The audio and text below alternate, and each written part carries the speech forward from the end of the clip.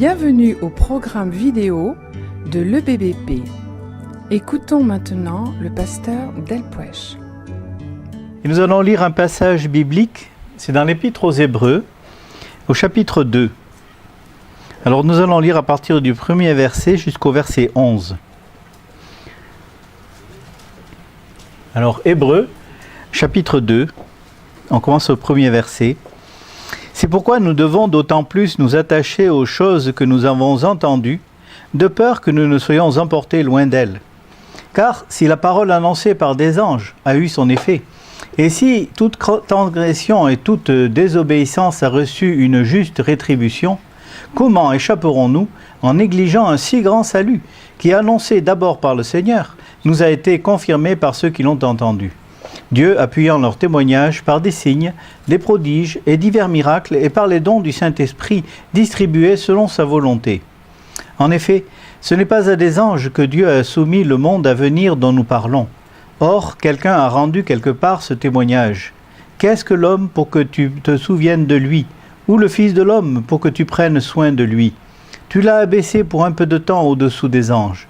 Tu l'as couronné de gloire et d'honneur. Tu as mis toutes choses sous ses pieds. En effet, en lui soumettant toutes choses, Dieu n'a rien laissé qui ne lui fût soumis. Cependant, nous ne voyons pas encore maintenant que toutes choses lui soient soumises. Mais celui qui a été abaissé pour un peu de temps au-dessous des anges, Jésus, nous le voyons couronné de gloire et d'honneur à cause de la mort qu'il a soufferte, afin que par la grâce de Dieu, il souffrit la mort pour tous.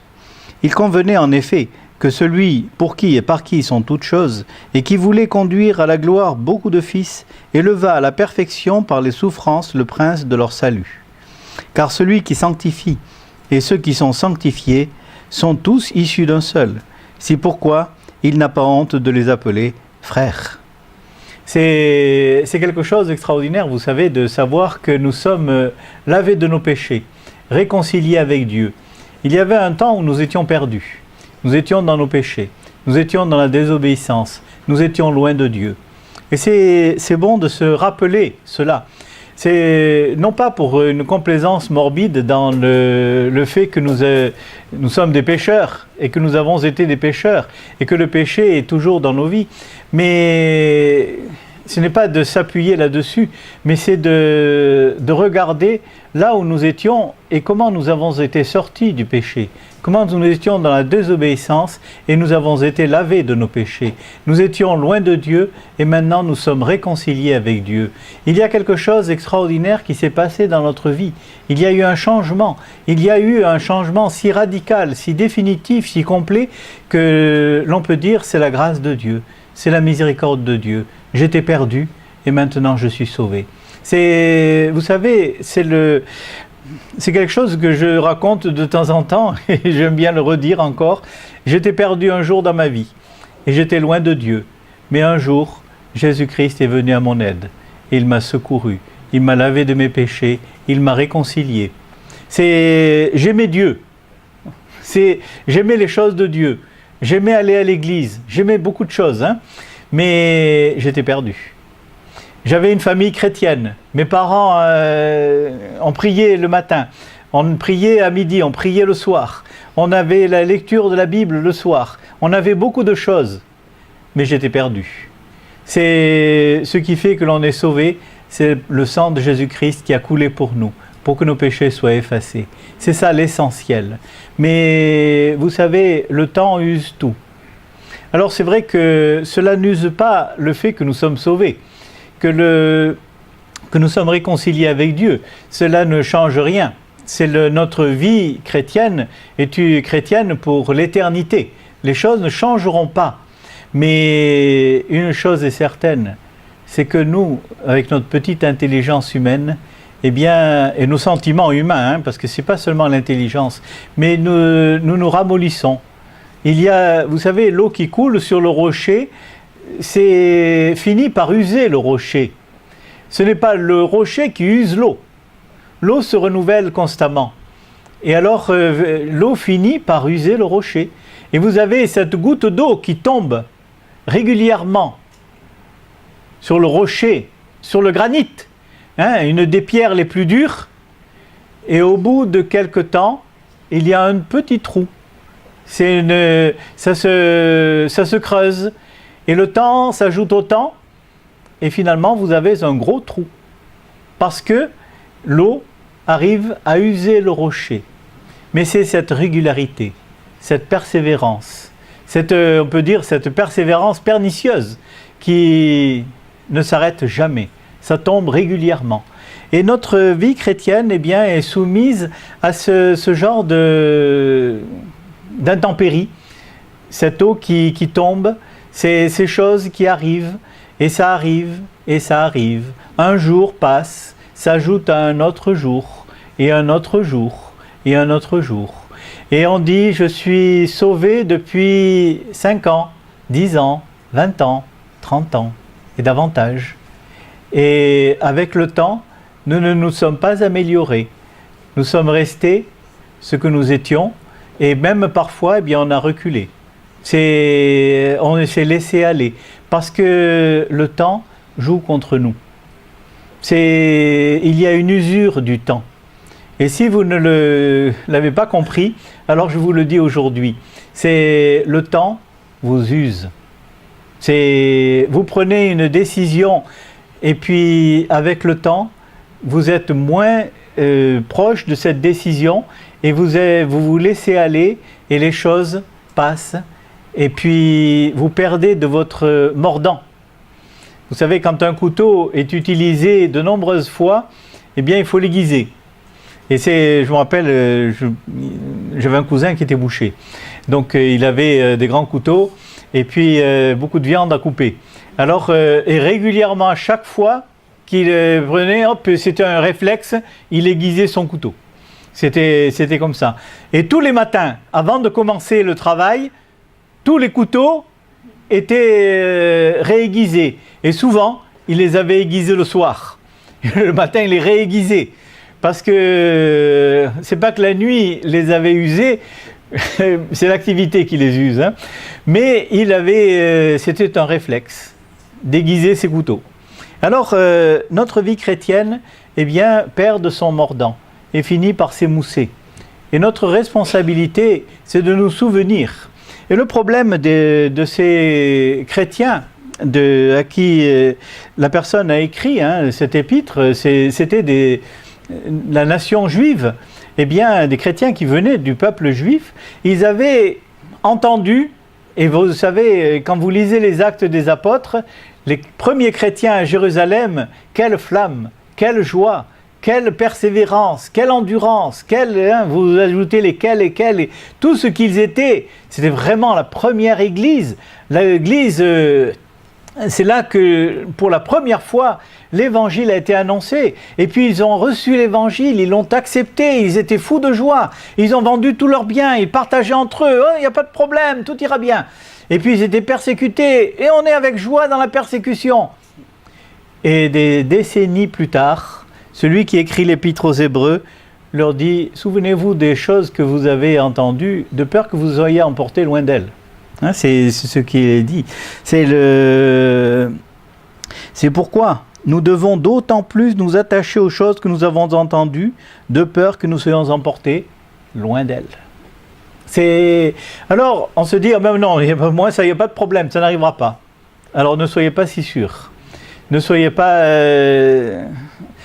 si orgueilleux. Parce que nous sommes tous les mêmes. Ça, je peux vous dire. Si je peux vous raconter certaines expériences, vous direz, moi j'ai fait la même. Il n'y a pas de problème. La désobéissance, la négligence, le retardement dans les choses que nous devons accomplir, et tout cela, il n'y a pas de problème. Nous sommes tous des êtres humains, et nous sommes tous confrontés aux mêmes problèmes. Ne croyez jamais que vous êtes une exception. Soit dans votre fermeté, soit dans vos chutes. Nous sommes tous les mêmes.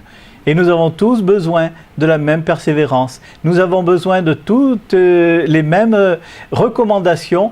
Et ce qui était dit à ces hommes et ces femmes du temps de l'Épître aux Hébreux, eh bien, peut nous être répété aujourd'hui parce que nous avons tous besoin de l'entendre.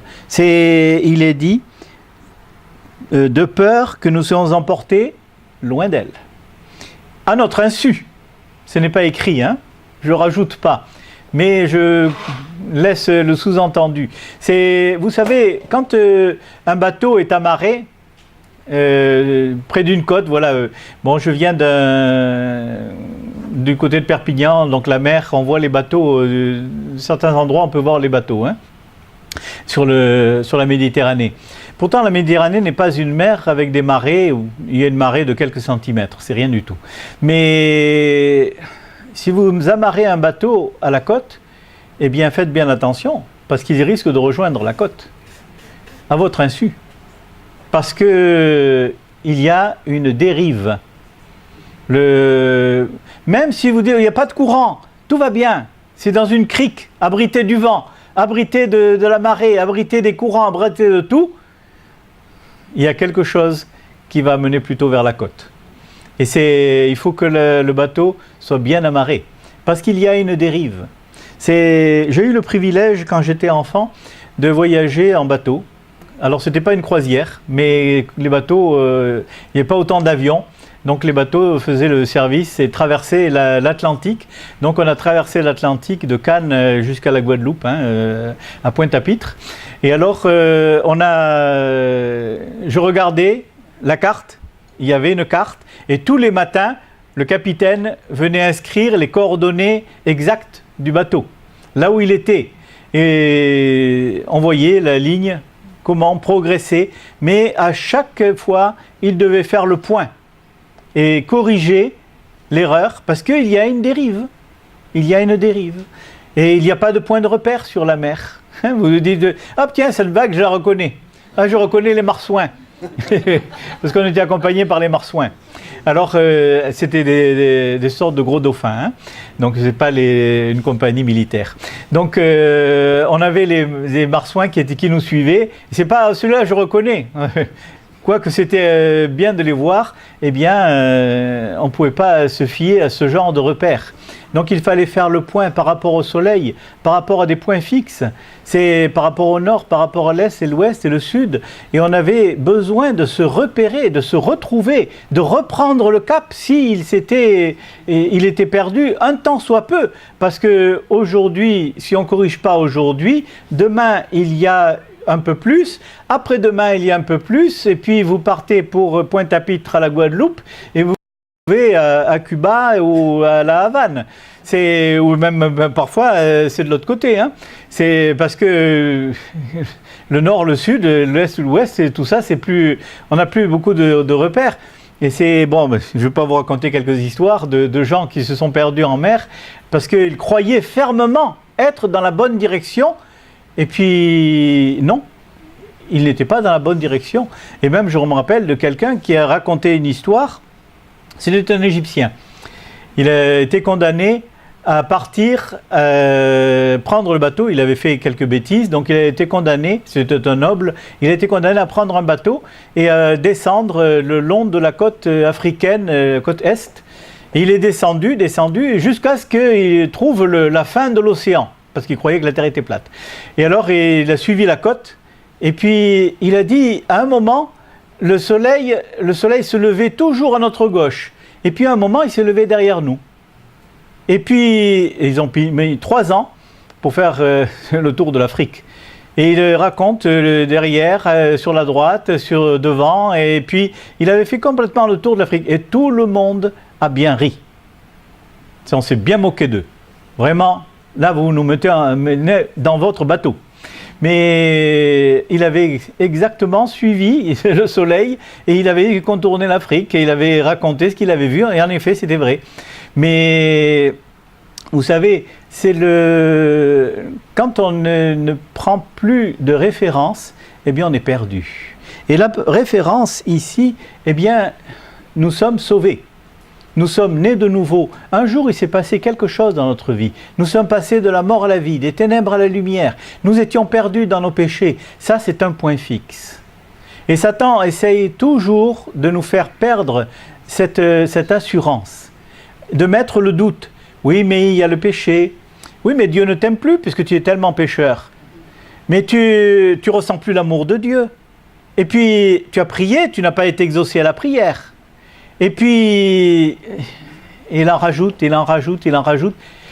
Et dans une certaine mesure, ce qu'il dit est vrai.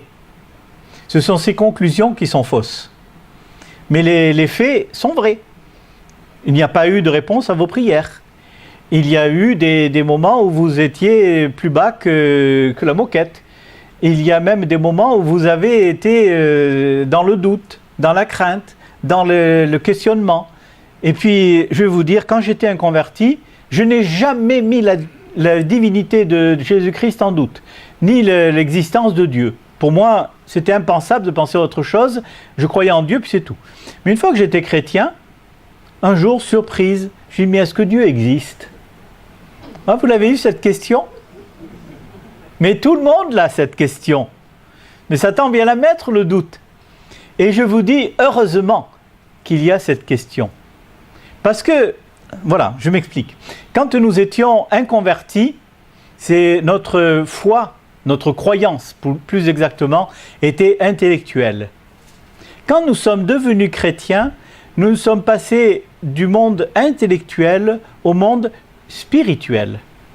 Alors, quand vous avez le doute sur l'existence de Dieu, ce n'est pas au niveau intellectuel, c'est au niveau spirituel qu'il faut résoudre le problème. Donc, c'est un acte de foi. Ce n'est pas une déduction intellectuelle. Avant, c'était une déduction intellectuelle et cela nous suffisait. Mais la déduction intellectuelle ne suffit plus quand nous sommes devenus chrétiens. Alors Satan a beau jeu de venir insinuer le doute. Mais notre réaction, c'est une réaction spirituelle. C'est par la foi. Je crois à l'existence de Dieu par la foi. Non pas par raisonnement, non pas par déduction, non pas par métaphysique, non pas par philosophie, non pas par tous les arguments ontologiques et tout ce que vous voudriez, mais je crois parce que Dieu le dit dans sa parole. Je crois à son existence par la foi. Alors, il s'agit de passer du domaine intellectuel au domaine de la foi.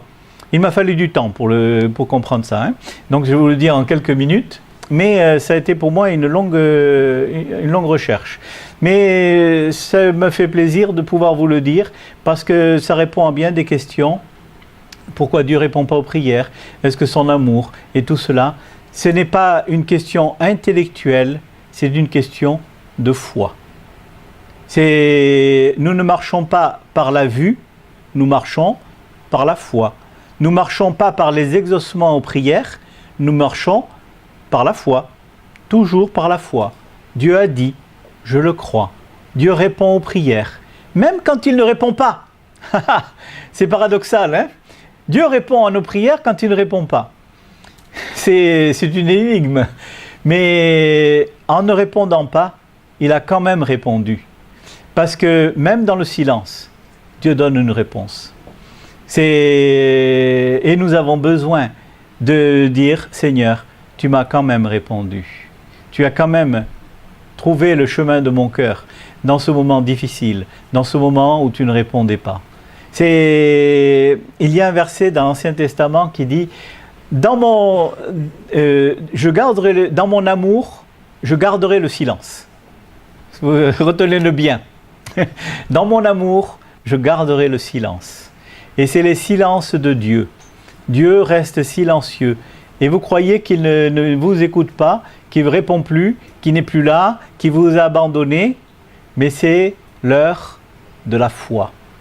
Parce que Dieu a en souci votre foi beaucoup plus que vos exaucements en prière. C'est la foi et le mobile suprême que Dieu a en vue pour nous. Dieu veut que nous marchions par la foi. La vie chrétienne est une vie vécue par la foi. Et même, c'est toujours dans cet épître aux Hébreux, chapitre 11. C'est le chapitre de la foi. Si vous trouvez dans la Bible beaucoup de passages qui parlent de la foi.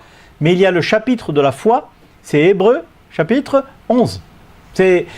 Alors, ce peuple, ces chrétiens Hébreux, eh bien, manquaient, c'était la foi. Ils avaient manqué de foi. Vous avez oublié vous avez mis en oubli. Donc Dieu a fait quelque chose. Vous avez été dans la main de Dieu. Dieu est intervenu pour vous. Vous avez de si grandes choses, de si grandes révélations. La première église, comme nous aurions aimé être la première église. Et je vais vous dire un secret. Si nous avions été la première église, quelqu'un nous aurait écrit une épître aux Hébreux pour nous rappeler où nous avons, ce que nous avions été et ce que nous sommes. Et ce que nous avions besoin de changer. Parce que nous sommes tous les mêmes. C'est un humain vaut un être humain, hein, quel qu'il soit, homme et femme. Il n'y a aucun problème de ce côté-là. Nous sommes tous humains.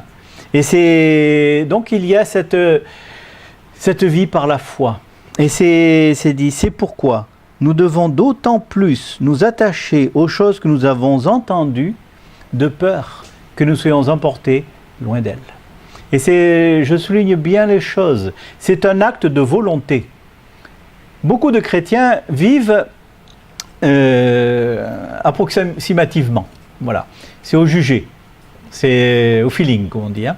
Donc ils cherchent, ils se disent, c'est peut-être bien le bon chemin, le temps nous le dira. Voilà. Si je me casse la figure, excusez-moi de le dire comme ça, c'est que c'était le mauvais chemin. Si tout va bien, c'était le bon chemin. Voilà. Donc on a tendance à agir comme cela. Mais la parole de Dieu ne raisonne pas de cette manière-là. Et nous dit, soyez des adultes. C'est-à-dire, sachez ce que vous faites. Et faites le bien. Et recherchez vraiment. C'est s'attacher aux choses que nous avons entendues. S'attacher. S'agripper. S'affermir dans ces choses. Hein, être lié à ce que nous avons entendu, ces choses, elles doivent être inséparables de notre vie. Nous avons été sauvés de nos péchés par la grâce de Dieu, par le sang de Jésus-Christ qui a coulé pour nos péchés. Et c'est par la foi que nous l'avons accepté. Et c'est de cette manière-là que nous continuons la vie chrétienne. Dans l'Épître aux Colossiens, il est dit, comme vous avez reçu le Seigneur Jésus, marchez en lui. Alors ça, c'était pour moi une grande révélation. C'est comme vous avez reçu le Seigneur Jésus. Alors je me suis dit, comment je l'ai reçu? Par la foi. J'ai cru. Alors comme j'ai reçu le Seigneur Jésus-Christ, je marche en lui, par la foi. C'est la continuation. Il y a un commencement et nous marchons selon le commencement. Alors c'est pour cela que l'on doit s'attacher aux choses que nous avons entendues. Parce que c'est le fondement. Ces choses-là nous supportent, nous soutiennent. C'est sur elles que nous bâtissons tout le reste. Alors, je suis sauvé par la foi. Le sang de Jésus-Christ a coulé pour que mes péchés soient effacés, pour que je sois purifié. C'est la base solide sur laquelle est bâtie toute ma vie chrétienne. Alors, l'ennemi peut venir. Il peut y avoir des multitudes de choses. Les circonstances peuvent changer. Aujourd'hui, le soleil brille. Demain, il peut pleuvoir. Et puis, vous avez des difficultés, mais vous avez des moments... vous êtes parfois comme un bateau dans la tempête. Hein, je reviens à mon histoire de bateau. Vous êtes parfois dans de graves situations, dans de graves conflits. Mais Dieu, lui, ne change pas. Ce qui s'est passé dans votre vie au commencement n'a pas changé. Et je peux vous dire une chose... Rendez grâce à Dieu pour toutes les épreuves par lesquelles vous passez. Parce que vous dites, oui, mais il me semble que Dieu ne m'aime plus. Mais je vous dis, c'est par la foi. Dieu vous aime toujours. Mais c'est l'épreuve de votre foi. Et Dieu même laisse Satan insinuer le doute, vous suggérer que Dieu ne vous aime plus. Il le laisse faire parce que c'est un combat. Et c'est le bon combat de la foi. Et il faut triompher par la foi. Dieu l'a dit, je le crois. Non pas parce que je le vois, non pas parce que j'ai des évidences sous les yeux, je le crois parce que Dieu l'a dit. Uniquement parce que Dieu l'a dit. Et même si je ne devais rien voir du tout, même si tout tournait à la catastrophe, je veux croire encore, et encore, et encore. C'est ce qui termine l'épreuve de Job, c'est cette parole. Il dit, quand bien même il me tuerait, je ne cesserai d'espérer en lui. C'est là que se termine l'épreuve de Job. C'est le mot de la fin. Et il dit, même si, et cette résolution intérieure, cette foi inébranlable qui dit, même si, j'étais encore plus dans la difficulté que je suis aujourd'hui, je ne cesserai pas de croire que Dieu m'aime et a un plan merveilleux pour ma vie. Je ne cesserai pas de croire. Vous savez, c'est la poursuite du plan de Dieu. Il y a une vie chrétienne vécue par la foi. Alors il y a des problèmes, il y a des difficultés, mais il y a une construction de la vie par la foi. Et on se bâtit, cette foi se bâtit, s'approfondit, se creuse, s'étend, prend de nouveaux territoires. C'est la vie par la foi. Ce n'est pas la vie par la réussite. Et il y a malheureusement un évangile de la réussite. Des personnes qui vous disent, eh bien si vous réussissez, c'est que Dieu est avec vous. Mais ça va contre l'esprit même de l'évangile. Parce que l'esprit de l'évangile, c'est la vie par la foi. Et la foi, c'est justement de ne rien voir. Et quand tout ce que vous voyez dit le contraire de ce que Dieu a affirmé dans sa parole. Ça c'est, si tout va bien, moi je vais vous dire, vous gagnez au loto quelques millions d'euros, ben, où est la vie par la foi? C'est fini, vous ne pouvez plus vivre par la foi. Alors je vous dis, il vaut mieux que nous soyons ce que nous soyons, et que nous ayons même parfois peu, et que parfois il faut compter sérieusement, et que parfois on est dans l'angoisse pour le lendemain. Amen. Vous peut-être me dites, tu exagères, mais je vous dis, comment vivrions-nous par la foi s'il n'y avait pas les difficultés? Comment notre foi pourrait-elle grandir? Si nous étions dans un palais royal, avec aucun souci de quelque sorte que ce soit, la nourriture arrive, on a des amis, on a des connaissances, on est entouré, on a tout ce qu'il faut. Comment vous allez adresser une prière à Dieu et dire « Seigneur, viens à mon secours, donne-moi mon pain quotidien ». Vous ne pouvez plus prier notre Père d'ailleurs, hein, c'est fini. Hein. Vous n'avez plus d'ennemis, comment allez-vous prier pour vos ennemis? C'est comment allez-vous prier pour le pain quotidien, mais vous l'avez, il suffit que un clignement d'œil et ça y est, vous avez une table chargée de victuailles, vous avez la nourriture, même plus que ce qu'il vous faut. Comment vivre par la foi quand tout va bien, quand tout est parfait? Je vous dis, réfléchissez bien à cela et rendez grâce à Dieu pour les épreuves, pour les tensions, pour les moments difficiles, parce que tout ça concourt à votre bien. Parce que la vie chrétienne est vécue par la foi. Et ce que Dieu veut pour vous, c'est que votre foi grandisse. C'est pas, je vous dis ça pas par dureté ou par esprit de légalisme, mais je vous dis, la vie chrétienne ne peut pas être vécue d'une autre manière que par la foi. C'est pas possible. Donc c'est pour cela qu'il faut s'attacher fermement à toutes ces choses. La grâce, Dieu m'a fait grâce. Le sang de Jésus-Christ a coulé pour que mes péchés soient effacés. Je suis réconcilié avec Dieu. Dieu m'aime infiniment. Il ne se lassera jamais avec moi. Il est toujours de miséricorde et de patience. Dieu est le grand Dieu. Il est le Tout-Puissant. Je peux vous dire, il peut vous délivrer d'un mot. Et vous dites, mais pourquoi il ne dit pas ce mot? Parce qu'il a en vue bien meilleur que l'exaucement à certaines prières. Et s'il vous exauçait, ce serait plus pour votre malheur que pour votre bonheur spirituel. Vous ne comprendriez pas. Vous ne pourriez pas grandir. Vous ne pourriez pas vous approcher mieux de Dieu. Vous ne pourriez pas mieux le connaître. C'est pour cela qu'il est dit, rendez grâce en toutes choses. Je me rappelle, il y a bien des années, j'avais eu 3 grandes épreuves en une semaine. Mais vraiment des grosses épreuves. Hein. C'est vraiment bon. Et puis, j'avais une question. Pourquoi? Et j'ai dit pourquoi pendant des mois. C'est-à-dire que c'est arrivé, je pense, au mois d'avril et au mois d'août, je me suis dit, mais il est dit, rendez grâce en toutes choses. Alors, pendant tous ces mois, j'ai dit pourquoi. Et au mois d'août, je dis, Seigneur, je te rends grâce pour ces épreuves. Ouf! Il y a quelque chose qui est parti de ma vie. J'ai été libéré. Il y a quelque chose qui s'est passé. C'était un fardeau, mais pourquoi me tenir en bas, m'empêcher de m'épanouir dans la vie chrétienne? Mais à partir du moment où j'ai obéi à la parole de Dieu, j'ai dit, Seigneur, je ne comprends pas pourquoi, mais tu n'as pas besoin de répondre à mes pourquoi. Tu es souverain, tu es Dieu. Ton amour ne cesse jamais. Ta grâce est parfaite. Tu ne remets pas en question mon salut, ma réconciliation avec toi. Tout ça n'est pas remis en question. Je me confie en toi et je te dis, Seigneur, que ta volonté soit faite.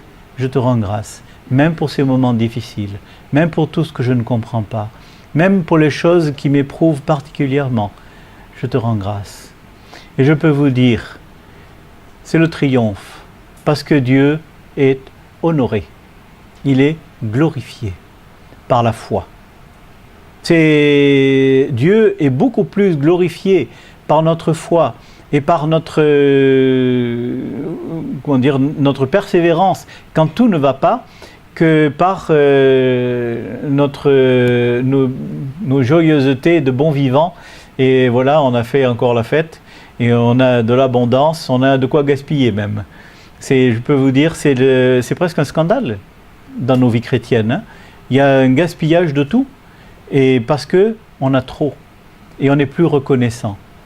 Ce que j'ai appris à mes enfants, c'est qu'il y a une partie de l'humanité qui meurt de faim. Et nous n'avons pas le droit, un droit moral, de jeter quoi que ce soit qui peut être récupéré.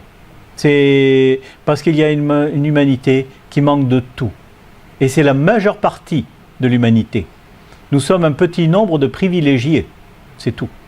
Mais attention, ce n'est pas chez nous qu'on trouve la foi. C'est chez ceux qui manquent de tout, hein, que vous trouvez la foi. C'est eux qui peuvent nous donner des leçons de foi, de persévérance, de bonheur dans l'épreuve, de joie dans les tourments, de joie parfaite en prison, dans des moments où tout est remis en question. Et je me rappelle d'avoir lu ce témoignage, quelqu'un qui disait, c'était le ciel sur la terre. Et cette personne avait été rouée de coups, mis en prison, et le lendemain on devait la mettre à mort. Et il a été délivré miraculeusement. Hein. Et il raconte après, il dit, et c'était le ciel sur la terre. Il y avait les anges près de moi, il aurait pu les toucher tellement ils étaient prêts, qui me consolaient et qui m'affermissaient. Je peux vous dire, il faut passer par ces épreuves-là pour jouir d'un pareil privilège. Si vous avez tout abondamment, ben vous n'aurez pas le privilège du ciel sur la terre. Vous aurez le privilège d'un estomac bien rempli, de ne pas avoir souci du lendemain. Mais le souci du lendemain, la peine de toutes ces choses, eh bien, nous amène à la foi, à dire, Seigneur, je suis à bout de ressources. Je ne sais plus comment faire. Je suis traqué de tous les côtés. Et je te demande, toi, de venir à mon aide, de venir à mon secours, de prendre soin de ma vie. Affranchis-moi, libère-moi, je te remets tout. Mais qu'il en soit fait selon ta volonté, mais pas selon ma volonté. Selon tes plans, et pas selon tes plans, et pas mes plans. C'est toi et toi seul, personne d'autre dans ma vie. Je te rends grâce pour tout. Vous savez, quand nous sommes dans la difficulté, nous avons Dieu avec nous. Et je peux dire une chose, je plains les personnes qui n'ont pas Dieu, qui ont mis Dieu à l'extérieur de leur vie. Et je plains les chrétiens qui se sont laissés égarer, emportés loin d'elle. C'est par les soucis de la vie, par la jouissance de ce monde, par toutes ces choses. Ils ont dérapé, ils ont dévié, ils se sont partis dans des choses qui... Même pas condamnables, hein, je n'ai pas dit qu'il s'agit de péché, mais ils se sont laissés appesantir par les excès du manger et du boire, par les soucis de la vie, par toutes ces choses qui ont pris possession de leur vie et qui prennent la place de Dieu dans leur vie. C'est pourquoi nous devons d'autant plus nous attacher aux choses que nous avons entendues, de peur que nous soyons emportés loin d'elles. Mais bon, je voudrais encore continuer un tout petit peu. C'est ce verset 3. Comment échapperons-nous en négligeant un si grand salut qui, annoncé d'abord par le Seigneur, nous a été confirmé par ceux qui l'ont entendu? Comment échapperons-nous? Ça veut dire, il n'y a aucune possibilité d'échapper, d'être sauvé hors du sang de Jésus-Christ. Comment échapperons-nous? Parce que Dieu est infiniment saint. Toutes les religions de ce monde ne serviront jamais à compenser tout le mal que nous avons fait. Le plus petit, nous avons transgressé même le plus petit des commandements. S'il y a un plus petit commandement, eh bien, toutes les religions du monde ne suffiraient pas pour effacer une seule faute. Seul le sang de Jésus-Christ permet d'effacer le péché, de nous rendre purs, de nous libérer du péché. Et puis, le verset 9, « Mais celui qui a été abaissé pour un peu de temps, au-dessous des anges, Jésus, nous le voyons couronné de gloire et d'honneur à cause de la mort qu'il a soufferte, afin que par la grâce de Dieu, il souffrit la mort pour tous. » C'est-à-dire que Dieu a en vue le salut de tout le monde. Personne n'est exclu du salut. Toute la grâce est offerte à tout le monde. Si quelqu'un rejette la grâce de Dieu, eh bien il est perdu. Mais la grâce était aussi pour lui. Voilà. C'est le salut qui est offert à tous et c'est la miséricorde de Dieu qui s'adresse à tous les hommes.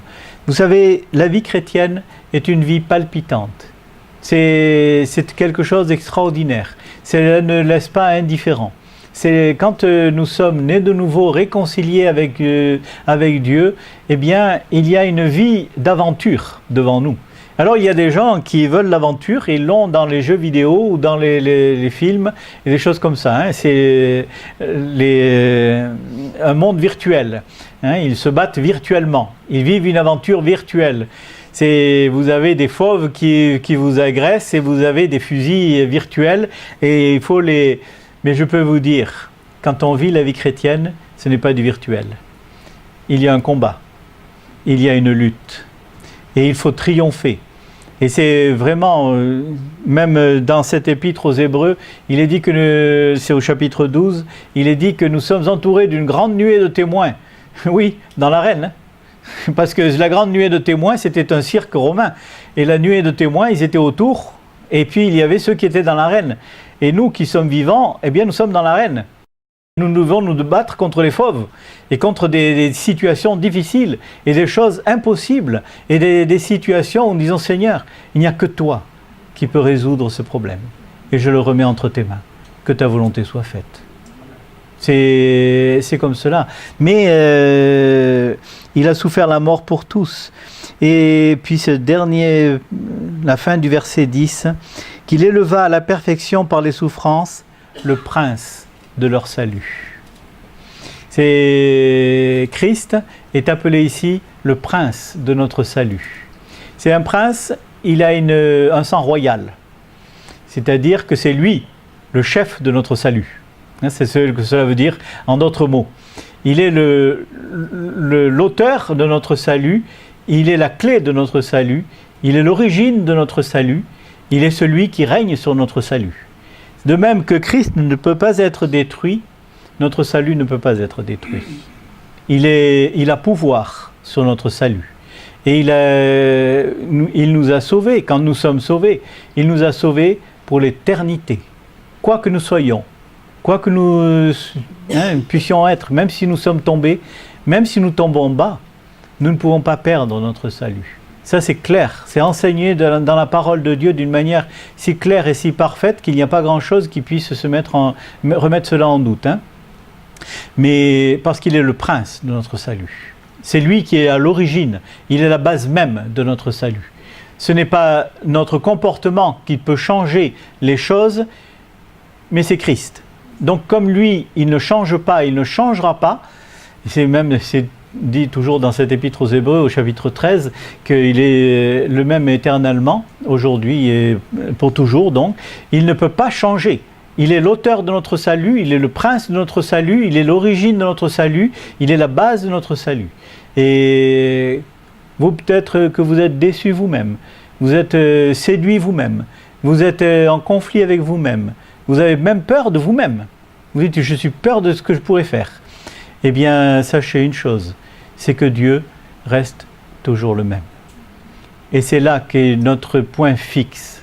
C'est le rocher de notre salut. C'est là que tout se retrouve. Et si vous avez perdu confiance, si vous vous êtes laissé abattre, si vous avez baissé les bras, eh bien, relevez-vous. Parce que vous avez un Dieu qui est immuable.